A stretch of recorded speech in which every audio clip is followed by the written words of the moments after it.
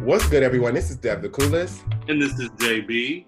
and welcome to hashtag Slick Excellent. Talk. Hey. Hashtag, do y'all like that? Or should we keep it how it was? We were trying to try something a little different. He literally said it all apprehensive, like, welcome to hashtag. Because I couldn't hear you. I didn't know if you were saying it. Oh, I see your mouth. That's why I was like saying it too, because I'm like, oh, I can see his mouth moving. Oh, okay. Well, welcome back, y'all, to another episode of Slick Talk with the hashtag. Don't forget the hashtag. Right. Isn't it? We hope you all are still taking care of yourselves. This week has been heavy in a lot of ways and brought up a lot of trauma within the Black community with the shooting that we know of two Black men, one by a police officer and the other by two white supremacists that claim that they were doing a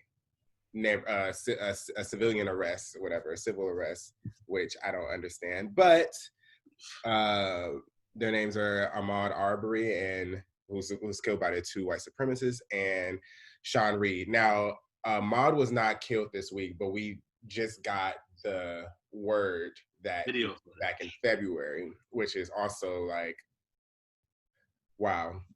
So anyway, let's talk about Sean Reed a little bit because it's still developing. I honestly don't know too much about it. I just know what I was able to find. Apparently, he was killed by a Black police officer, and they're saying it's possible that he was having a mental breakdown because he is a veteran, and he probably was having some PTSD situations going on, and I'm assuming the cop felt threatened in some way and decided to shoot and kill this unarmed man. It's really tiring. It's getting really tiring. And the thing is, I'm kind of going on and on, but we had a comment on our page. We posted Black Lives Matter on our page, and we had a comment come in that, and he was a white man. He wanted to make sure that we knew that the cop was Black, which made me have to take a pause and say, okay, well, no one said that because the cop is Black, that it's okay. You know, and being a cop is not a race. Being a cop, you're a servant of the people, for the people. But they're disproportionately killing Black, unarmed Black people at an alarming rate compared to other races. Latin, Black, white cop, whatever, it's still happening. And blue is not a race. Black is. We can't sit up and decide to take off our Blackness while they can put on and take off their uniform. So I just wanted to get that out the way because that kind of was upsetting to read. I don't know. What did you think about that comment? So I just thought that comment was a little bit irresponsible. I don't know if you look, but I actually ended up going to his page to kind of like see like who this man is, like why did he feel it necessary? Not that his page will give that information, but I just wanted to kind of like see if I can, scope his page out to see if I've seen any hints of him being like a white supremacist or, him being like a conservative Republican or something for the reason why he would say a comment like that on our page. But surprisingly, when I did go to look at his page, like he had pictures with Black dudes. Like he said, rest in peace to Nipsey Hussle. He said rest in peace to another rapper that Kobe Bryant.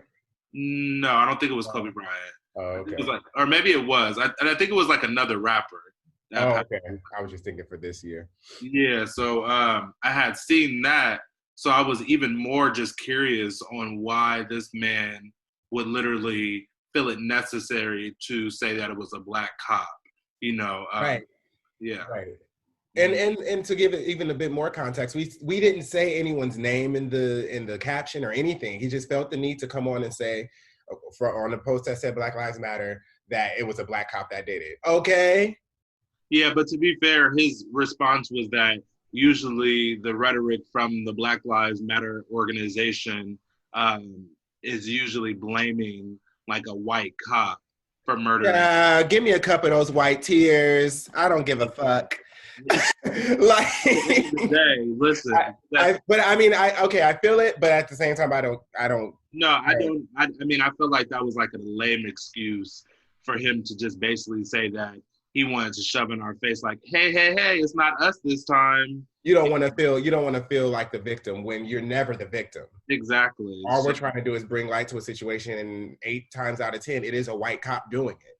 yeah, it was just, yeah, that was a little disturbing. I'm like, and that's the whole problem, I think, with like when you're posting things on social media as a sidebar, but with this Mm-hmm. connected to this is a whole thing of when you're posting things to social media and your profile is public, Mm-hmm. and even if you go as far as to like use a hashtag which basically connects other people to your page if they look at that hashtag, is Right. that you take a risk on getting people like this that feel like they have a right to just come on your page, Right. especially a page that is ran by Black people, and Right. say something like that and probably think that it wouldn't be offensive. Like, I don't know, like, Yeah, that's it's like weird. I guess I don't want to seem like we're trying to shy away from having a conversation with him or with anyone that comes like that. But then you also have to understand that you're going to be met with anger because it's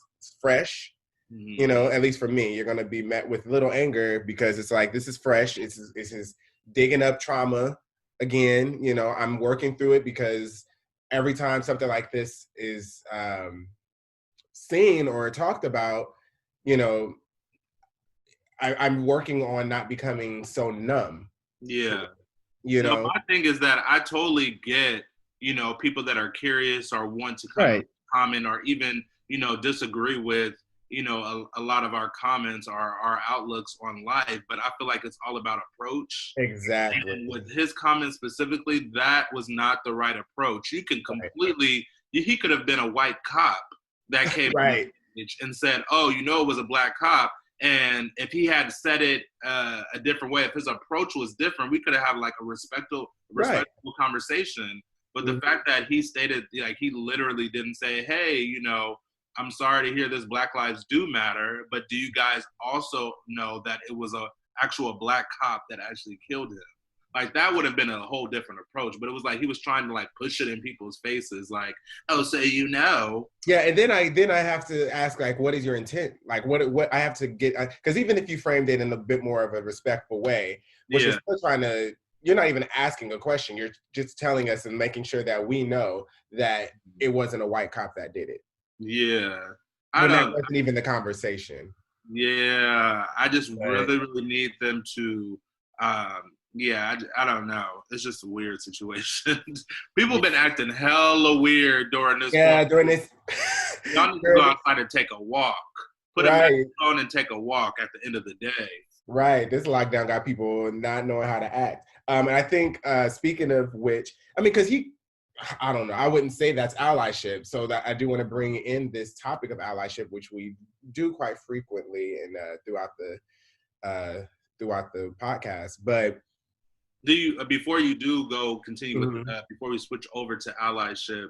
I do just want to mention that uh, you said you wasn't too familiar. I'm not that familiar as well with the Sean Reed situation, it's but still developing. It's I still did watch the video of the high speed chase when he went live and everything like that. mhm, And it was just kind of like, I just want to say personally that it was kind of like sad to watch mhm, because it just seemed like he wasn't, from my perspective, it looks like he wasn't fully there. right, And it's just unfortunate that the, if that was the case, that the officers that were chasing him didn't try to figure out if something was wrong with him.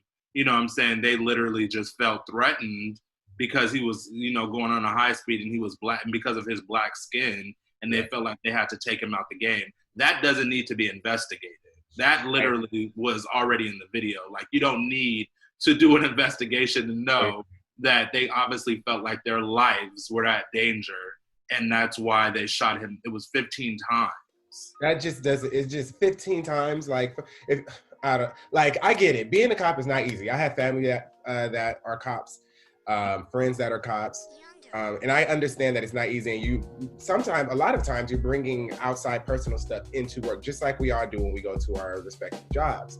However, you also have to take a step back and realize that you are in a position, not of power, but we as citizens can only do so much compared to what you can do to us. You can easily kill us, and then it's like you get paid leave and yada yada. But we kill a cop, it's death penalty. A wrap. Leaving in that state.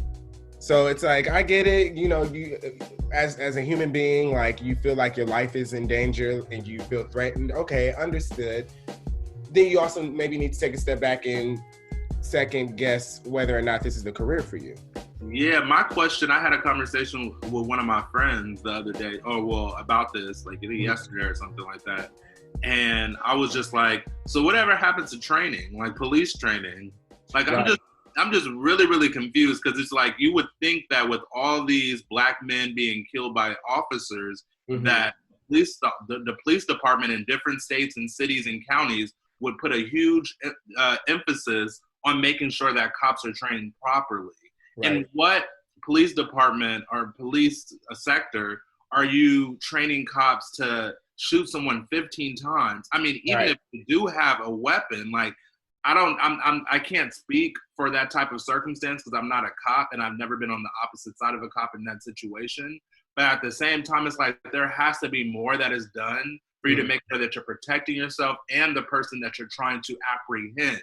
Because at the end of the day, you're trying to apprehend them so you can charge them and so they can face due diligence.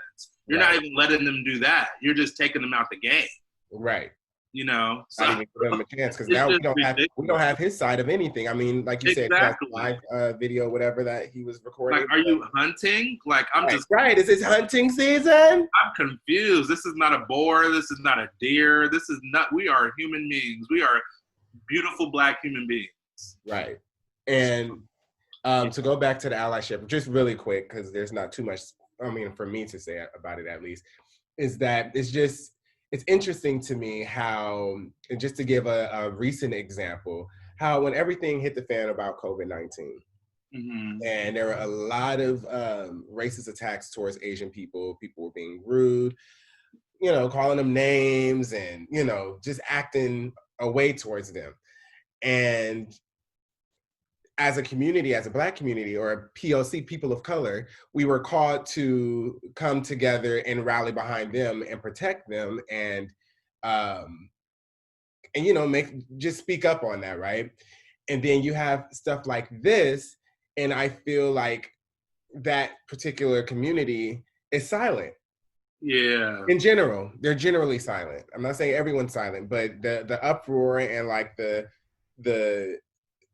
feedback on it does not equate to what we bring to the table when it comes to them. Right. Like, yeah. Oh, I was just gonna say that first. I don't fall in any, well, I may fall in a category, but what I'm gonna say right now is that I don't want to be defined as a person of color.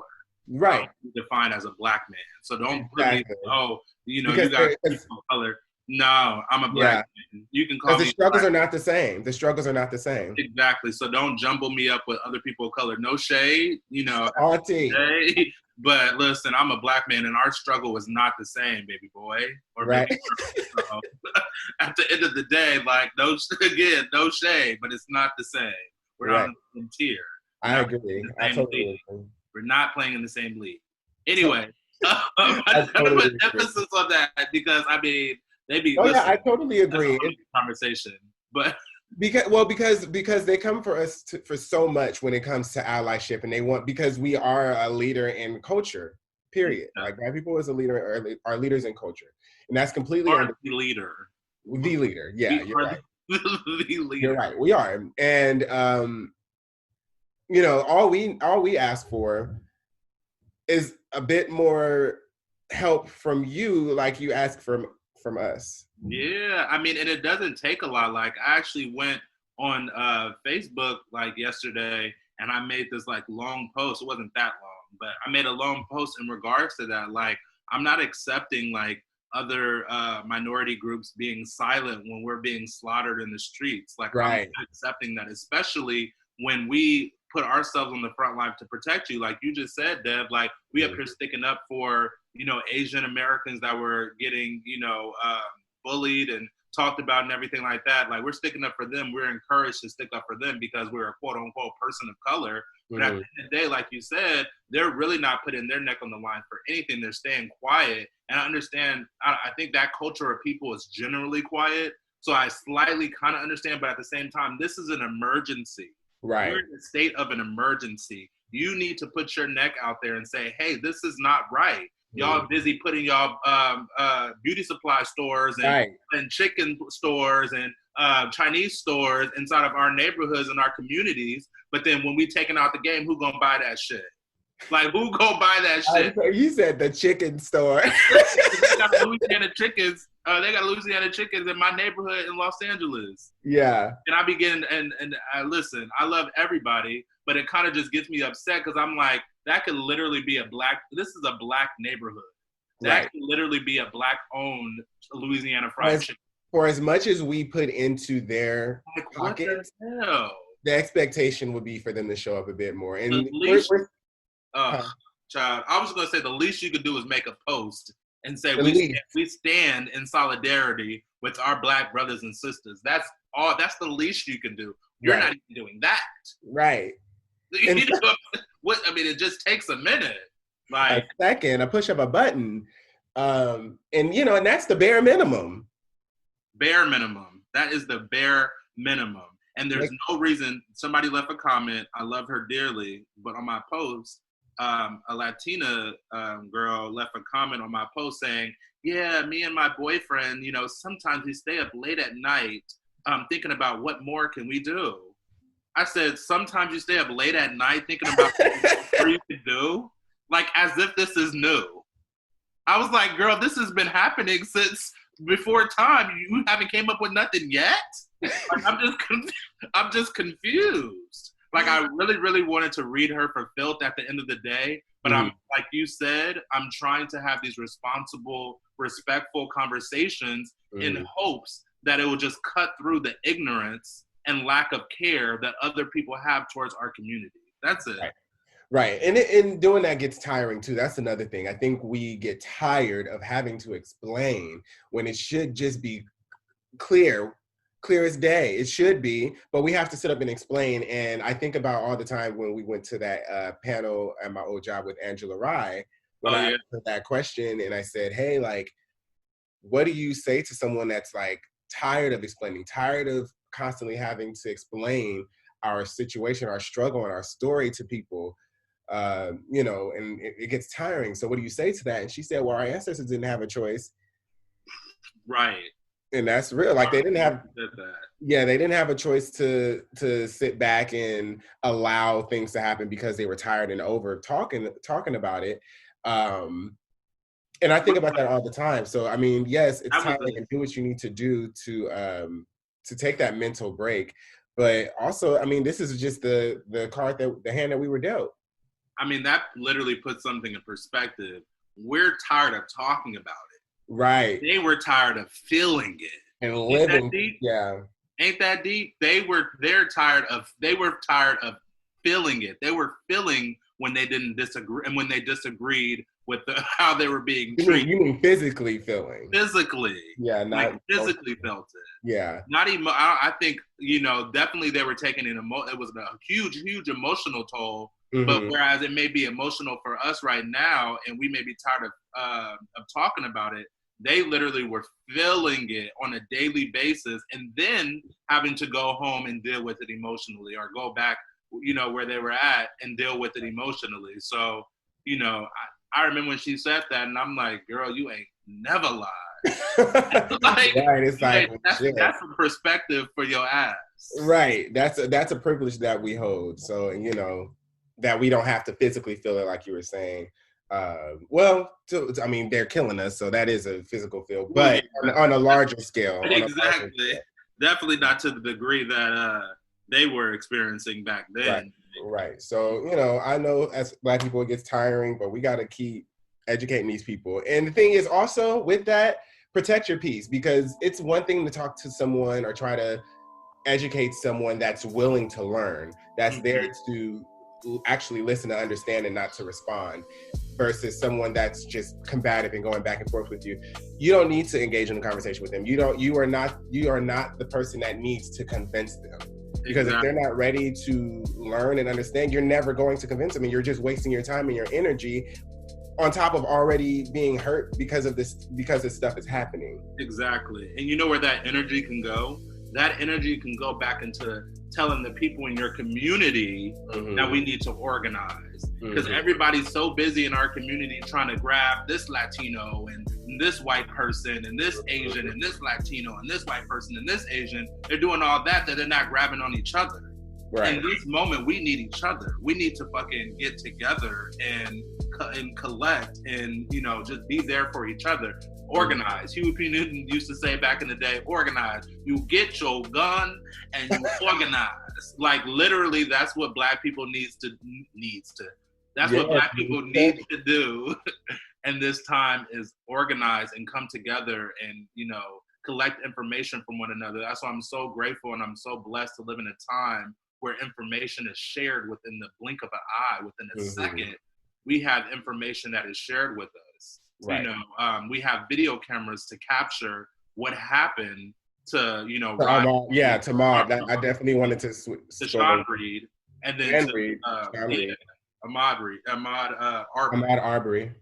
Yeah, so we have cameras that have captured what took place, and what we will say before we close off on. What I would say before I close off on talking about Sean Reed is it's that all connected. Yeah, it's going to be connected. But what we didn't say and what we didn't mention is that one of the cops had the indecency of standing over the corpse that was just passed away and said, "Oh, looks like it'll be a closed casket." Yeah, they heard him on audio saying, "Looks like it'll be a closed." Excuse me? This man is a veteran. He served our country just to come back and be slaughtered like a dog. Like he was over in the like he was in the foreign country. You would have thought that something would have happened to him there, but yet he comes back to America only for that to happen to him. He gets shot down.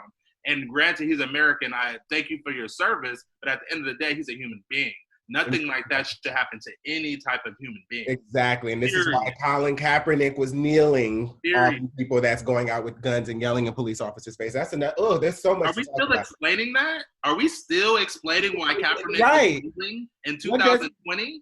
What doesn't make sense about that? And then the same people that are yelling Blue Lives Matter and stand for the anthem and stuff are going to these Capitol buildings with assault rifles and what's it called? What is it called? Looking like army people. I can't think of army fatigues. Sure, we'll say that. I know the listeners know what I'm trying to say. But going up, you know, and yelling in their face and threatening to shoot and pushing them and stuff, and I'm just like, wow. And these Black men are getting killed. Yeah, getting killed unarmed for doing nothing. Now to go to Ahmaud, or as he's been affectionately nicknamed Maud. Yeah. Today we're recording on his birthday. Actually, today is Friday, even though it comes out Monday. So you know. And I ran with him early this morning. So. Good. I probably should walk or something. But it's interesting that because I saw this statement on Facebook that I'm gonna read in a second. But it's interesting how I wonder if we didn't have that video footage, if those men would have been charged. No, I don't think so. Right. Well, you know what? Well, it's just interesting, and you said this I don't know, I think you had said this in the beginning, how we didn't get the video footage until 2 months later anyway. Right, I said that in our pre-meeting. Yeah, okay, so that's telling in itself, the fact that we didn't get this video, or that a lot of people didn't hear about it for 2 months after it happened, or, you know, after it happened, which is kind of crazy because it's just like this information is like when somebody passes away or something like that happens in the town, you would think that it would spread and people will talk about it and it'll go on social media and everything like that. But it really didn't blow up until the actual video was out there. So that's really, really telling in itself. But then in addition to that, the fact that they weren't charged. They were completely free walking around with their normal lives. They were witnesses. They Huh? were witnesses. Now, Yeah. if that ain't white privilege, I don't know what the hell is. Shut They killed this man and they were witnesses. Yeah. Witnesses to what? Right. And he's a retired officer, the dad. Yeah. The person that took his life. Yeah. Yeah. The person that took So the he has life. yeah, and he has connections to a lot of the people in the courts, which is funny to me that it took so long for this to happen because, Ain't that something? right. Um, but I do want to read this. Rest in peace to him, to both of them. But I saw this statement on Facebook that I wanted to read to you and get your thought on it because, like we just said, if we didn't have that video, that they would not be charged. Yeah, I don't think they would have been charged. And if they did get charged, then they would have probably walked. And I honestly think that our people probably wouldn't have been as outraged because we wouldn't have known. I mean, a lot of, as a people, I love us to death, but we don't really be getting the details of shit. We be We really just get getting the like, cover. we're good for a good old clickbait and run and go spill the tea without investigating. Like, we're good for that. So I think in this case, like, we probably would have heard that something would have happened, but we didn't have the physical, like, actual video to see what happened and be like moved by it.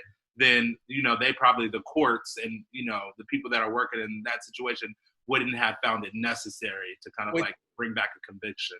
Yeah, and it's sad that you say that because I agree. Like we probably would have been outraged, but not as outraged because we're becoming more and more numb to the shit, and that is not okay. That is not normal. It is not normal to start to become numb to hearing the killing of unarmed Black people. Yes, not at all. It's called desensitization.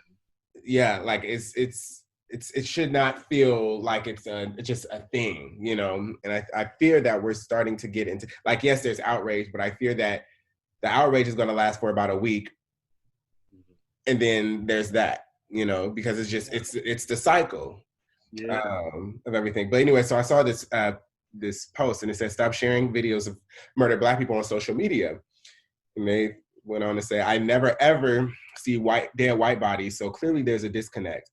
You're not shocking people into anti-racism, you're re-traumatizing Black people and desensitizing everyone else to Black death." Exactly. Oh my goodness, that's deep. Yeah, so shout out to this. I don't know this person. I just found a post on my cousin reposted it. But so it's shout out real. to my cousin for reposting it. But and I feel that. I totally feel that. I think we have a personal responsibility to, like I keep saying, protect our peace. I have not watched either of those videos only because I just can't feed that to my mind. Like I know it happened, and that's enough for me. So you said you can't feed that to your mind? Like I can't, that image, the image of seeing like Black men gunned down. Like I can't. So the image with Sean Reed is not an image of him getting gunned down. You can hear it in the back. Well, yeah, either way, I can't because that's like the post said, it's re-traumatizing. Like it's bringing up things. Not to say that I want to be naive or I'm like avoiding it because I'm trying to avoid the issue.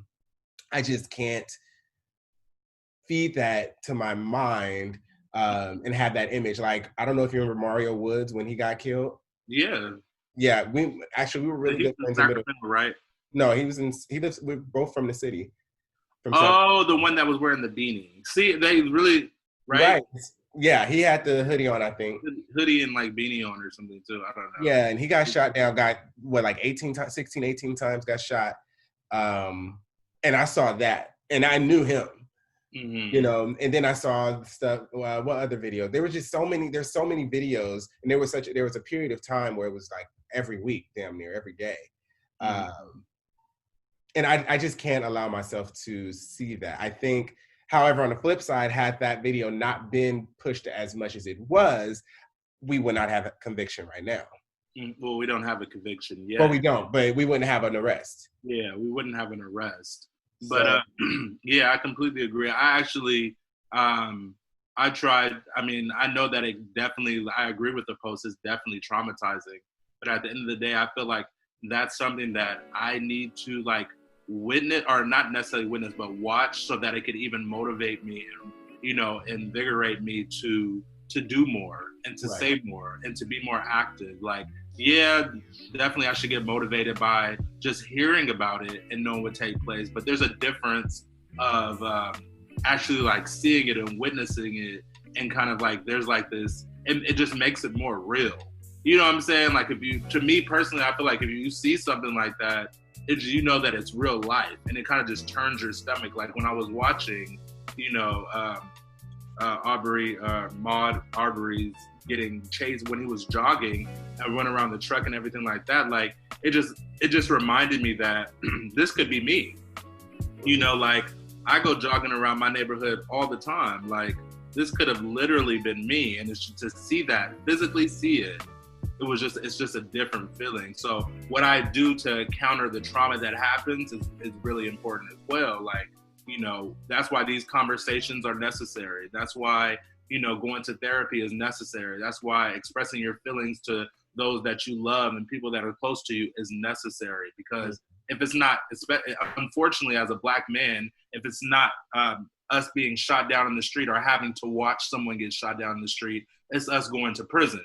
It's us being on drugs. It's us being marginalized just for being Black. It's us being homeless. It's us being, banned from our home because we're LGBT. It's us being kicked out of the house from our girlfriends, and now kicked out of our girlfriends, our boyfriend's house, and now we're homeless on the street, and we have to, in a man and a woman situation, sometimes he has to pay child support. So that's a trauma. It's tons and tons of traumas that Black men go through throughout their whole entire life.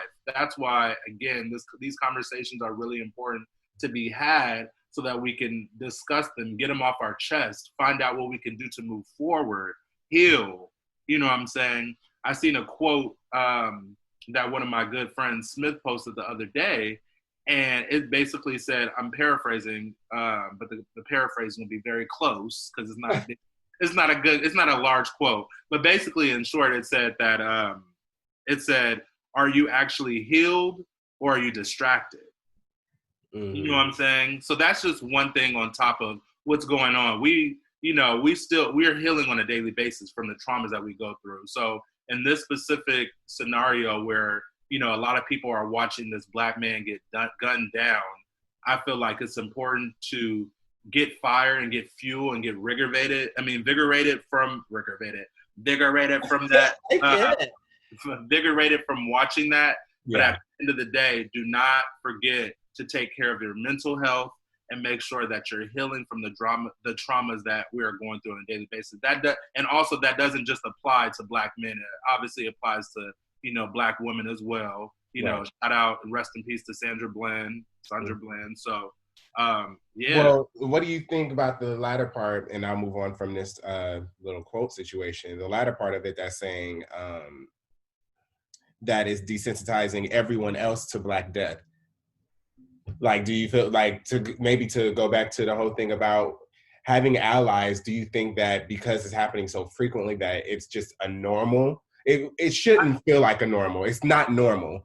But, and I'm not giving them a pass or an excuse, but do you think that's a part of it? Like, do you think it's because it's so frequent, like, it's just a thing? I guess I'm playing devil's advocate like you normally do. No, listen, this has been normal to white people since the beginning of time.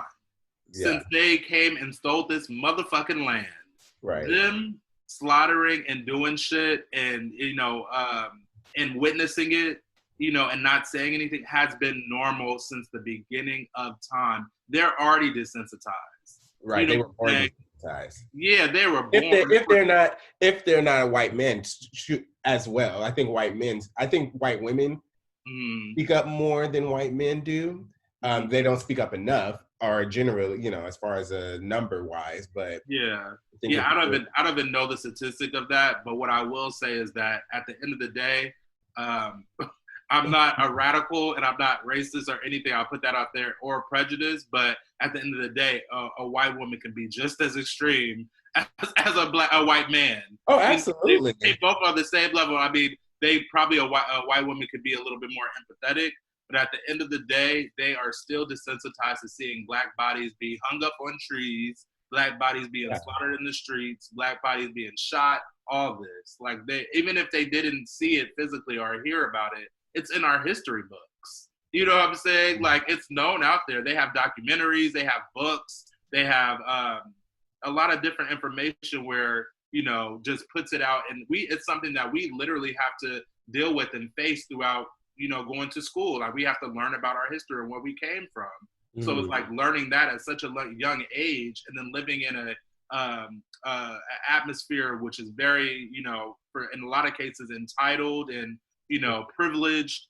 Is like they only see one thing, and so basically they're content in being complacent. Yeah, well, yeah, absolutely. In their white privilege, and because they don't want to give that up. I don't know why they feel so threatened.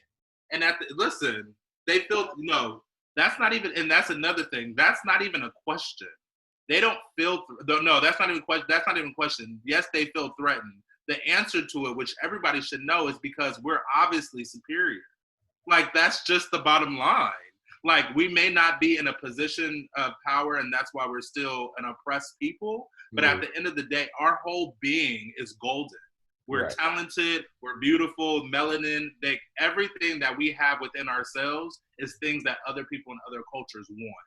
They want to be Black, but they don't want to be Black. They want our culture. They want to be Black, they want to be Black until it's time to be Black. Exactly. They want our culture. And that's all they want at the end of the day. They say, can you guys want these problems. Can you guys dance for us, monkeys? Please? Can you do that? That's what they want. That's what they want. They just want us to perform and be right for their enjoyment and their entertainment. Mm-hmm. Well, you know what? I'm not going to do it. I saw something that said, all Black people are asking for is equality. Or what did it say? It was like, all Black people are asking for is equality. Now imagine if we were acting off of anger. Listen. Because the thing is, we not doing, baby, all the years y'all been trash to us, all we asking for is an equal opportunity, equal chance that doesn't feel like you're doing us a favor. And the reason why we're doing it, and let's be clear, the only reason why we're doing that now is because our history books and the history that they're shoving down our throats in a lot of schools in America is just highlighting Martin Luther King as the best person in the civil rights movement. Baby, remember your thought. I just want to say this before I forget. I'm so tired. I am so tired of them bringing Martin Luther King up saying, oh, he would want peace. He would want, and it's like, child, you're not the man. And he's a Capricorn. But he is. Actually, we share our same birthday. You should know that. Anyways, shout out to Martin Luther King. Rest in peace. But what I was saying is that the real reason why we try to move as a Black people, a lot of us try to move in peace and solidarity and be polite is because of what we've learned growing up in our history books in America about how Martin Luther King was peaceful, and he gave the I Have a Dream speech, and we're supposed to be kumbaya and everything like that. That's why we grew up with this narrative that we're supposed to be peaceful and be united and everything like that. But at the end of the day, if Malcolm X was put on the same pedestal that Martin Luther King was, we would be more of an active, I personally believe we would be more of an active, angry, aggressive, get shit done people.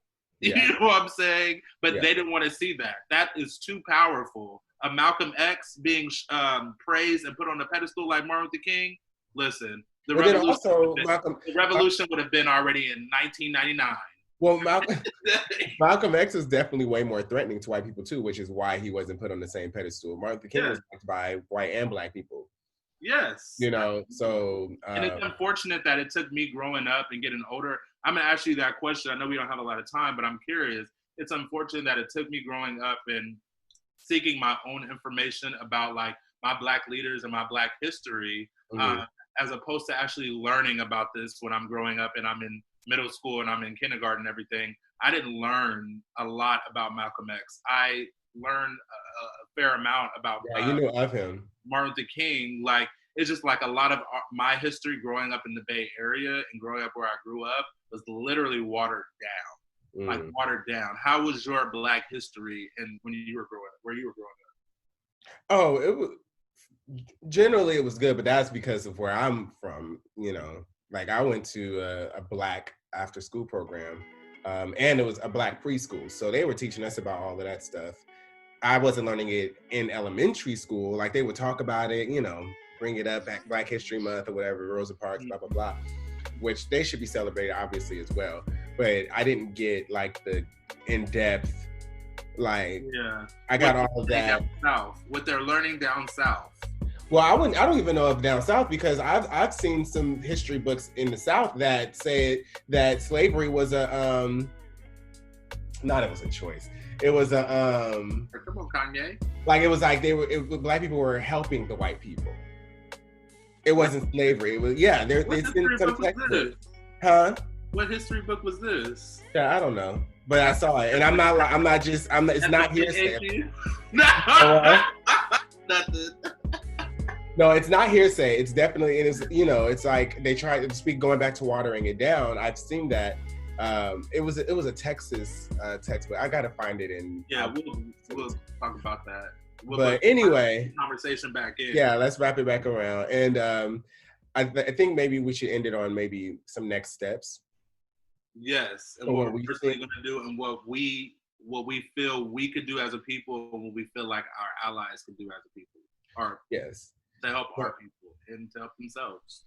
Right. So I think, you know, everybody, you do what the hell you want to do. I'm not here to tell you what to do, but I do believe that as Black people, we have a responsibility to make sure that we keep the narrative going, not getting complacent and tired and saying like, okay, well, you know, after a week, like, okay, we ran 2.26 miles and, you know, did that work. It's like, no, we have to keep holding people accountable, because it's happening. And the thing is, like I said, imagine if we didn't have that video camera, we would have known about it.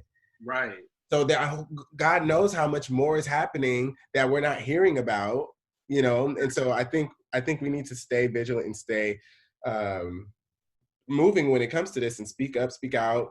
Don't be afraid to have the uncomfortable conversations with people. If somebody comes to you, like I said, check in with their intention. And if they want to listen to understand, like, you know, that's the burden that we have. And thank God that's the only burden, is to explain what our experience is. Exactly. And then for other people, if you are coming, listen. Don't, maybe if you ask a question, don't say nothing. Ask the question and let us talk.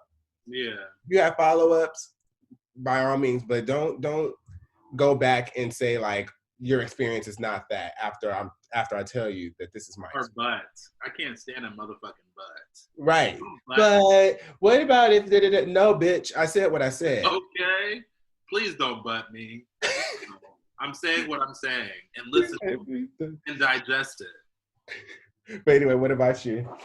Yeah, I mean, just for our people, the two main things that stick out for me and that I've been saying for a long time, and I've actually said something like, I gave a speech at like a children's home in Chicago a few years back, and I said the same thing, is the thing that I want from us specifically is just, I want us to be more united and more on the same page. We're too divided. It's just like, you know, this all matters. Every life in the Black community matters. I don't care if you're light skinned, dark skinned, gay, straight, trans, you know, non-binary, short, tall, 56, 22, 99. I don't care about none of that.